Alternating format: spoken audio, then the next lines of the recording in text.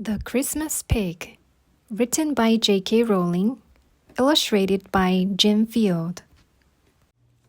Chapter 23 The Plan. The moment Specs had gone, the Christmas pig rounded on Jack. "What did you ask him about DP for?" "Because that's why we're here, to find him," said Jack. "Isn't it obvious he can't be here in this Buzzable? Why would you draw attention to us like that? And what was all that about having your own cartoon?" The Christmas pig added angrily. "Well, Pajama Boy is a stupid name," said Jack, just as crossly. "And there has to be a reason a factory made an action figure. Why would anyone make a plastic boy in pajamas?" "I only hope Specs doesn't tip off the loser that there is an action figure around here who's acting a lot like a living boy who's lost a cuddly pig," said the Christmas pig. "If the loss adjusters start asking other toys whether they've ever heard of Pajama Boy and his cartoon, we're really going to be in trouble. We mustn't do anything else to draw suspicion to ourselves while we're thinking up a plan." As Jack couldn't think of a good retort to this, he sat down on the double bed, which made the mattress spring creak, and looked around. The room was lit by a single candle, and the wallpaper was peeling.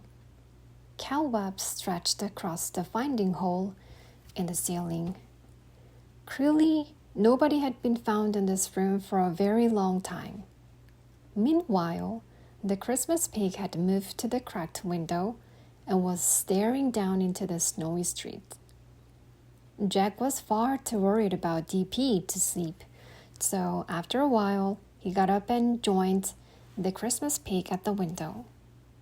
Snow was still falling thickly into the dark street outside. Scissors and the horses were gone. "Christmas pig?" said Jack after a long stretch of silence. Said the Christmas pig. "What does enlivening mean? Is it like the waking up you told me about?" "That's it," said the Christmas pig, still looking down into the dark, snowy street. "And it happens when human feelings rub off on things." "It's not really rubbing off," said the Christmas pig. "The feelings come inside us. Enlivening is what changes us from fabric and beans and fluff, or metal and wood and plastic into something more. It can take a thing years to be fully enlivened, but sometimes it comes all at once. That's the way it happened to me today in the toy shop. Holly and your grandpa were discussing which pig to take home to you, and when they chose me, I was enlivened. That's when I began to mean something. The enlivening is when we truly understand what we are made to do." "Is that why you want to belong to Holly?" asked Jack. "Because she chose you?"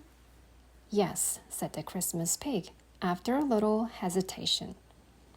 "That's what—" But just then, noises in the street below made them both peer back out of the window. "Someone's coming," said Jack, scared. He could see more black hats at the end of the street. Were they coming to find the thing that shouldn't be here? 3 new loss adjusters, a razor, a chisel, and a penknife were coming down the street, each of them driving a funny-looking sledge or carriage, an old slipper pulled by a clockwork mouse, a shoebox dragged by a fuzzy toy dog, and a wooden cart with wheels, which was being pulled along by 2 elephant ornaments, one made of marble and one of brass. 3 passengers, a bus pass, a key, and a passport sat in each of the vehicles, behind the loss adjusters who was driving.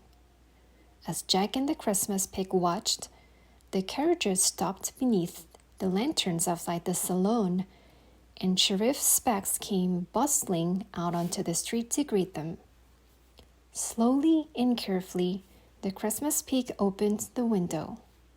It gave a little squeak, but fortunately, the new arrivals were making too much noise down below to hear it, and now Jack and the Christmas pig were able to hear what Specs and the lost adjusters were saying.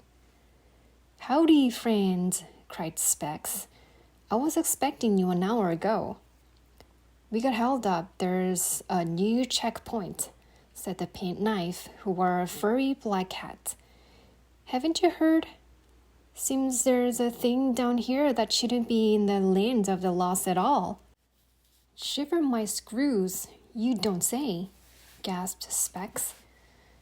"When's the last time that happened?" "I can't recall it ever happening," said Penknife.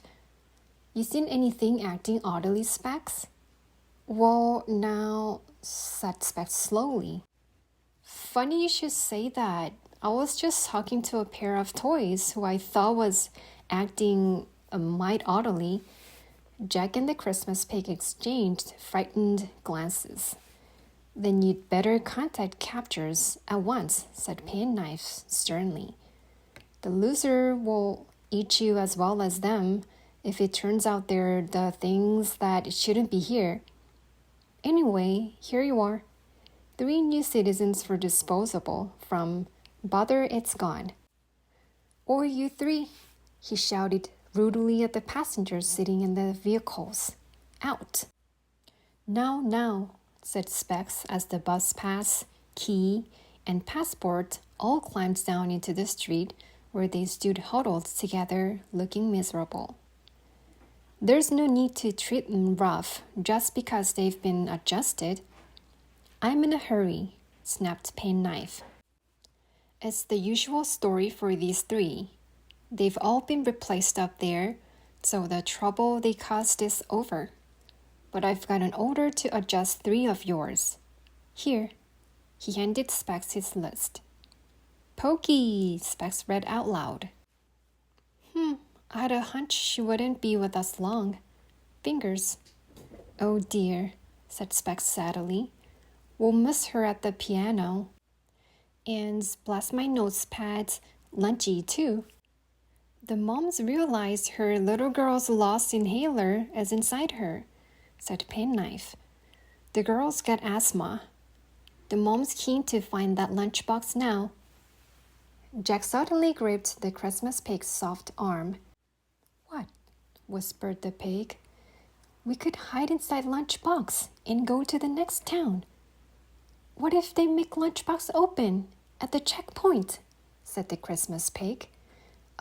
I don't know," Jack admitted, frightened at the prospect. "But what if Specs reports us to captors?" The Christmas pig thought for a few seconds. His snout crinkled up, then said, "All right, but leave the talking to me, and don't mention having a cartoon. Take the blanket off that bed," he added. "It's cold out there. I told you should have put on something warmer." "I'm fine," snapped Jack. But when the Christmas pig had turned his back, Jack sneaked the blanket off the bed and followed.